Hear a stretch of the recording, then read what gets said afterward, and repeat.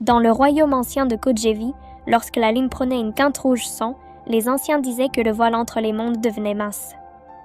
C'est sous cette lune maudite que naquirent Kaisa et Maïro, jumeaux, frères et sœurs, liés par un souffle unique.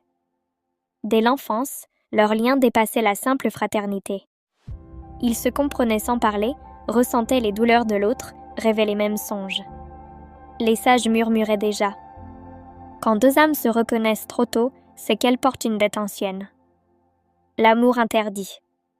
En grandissant, ce lien se transforma en un amour silencieux, brûlant et interdit. Kaisa fuyait son regard, Maïro priait pour que les ancêtres brisent ce sentiment. Mais plus ils luttaient, plus la force invisible les rapprochait. Leur amour n'était pas charnel, mais spirituel, profond, déchirant une fusion d'âmes qui défiait les lois humaines. Dans l'ombre, Nagnon, une sorcière bannie du royaume, observait. Elle reconnut aussitôt la marque des âmes revenantes, deux esprits autrefois amants, réincarnés dans un même sang pour être punis. L'envoûtement. Nagnon nourrit leurs tourments. Par des rituels nocturnes, elle lia davantage leurs esprits, semant visions, rêves brûlants et désirs impossibles. Le village sombra dans le chaos, récolte morte, enfants fiévreux, détails sacrifiés par des forces invisibles. Les anciens consultèrent l'oracle. La sentence fut terrible. Le mal vient d'un amour qui ne devait pas renaître. Le sang doit choisir, la damnation ou la délivrance. La tragédie.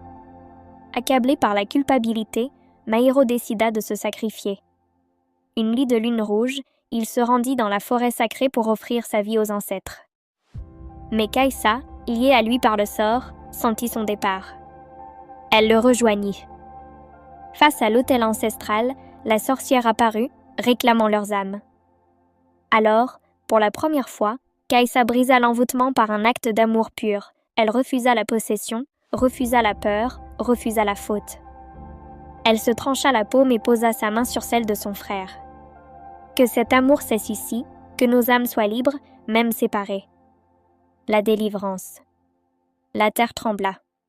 La lune perdit sa couleur sang. Nagnon fut englouti par ses propres ténèbres. Maïro survécut, mais perdit le souvenir de cet amour interdit. Kaisa, elle, conserva la mémoire et la paix.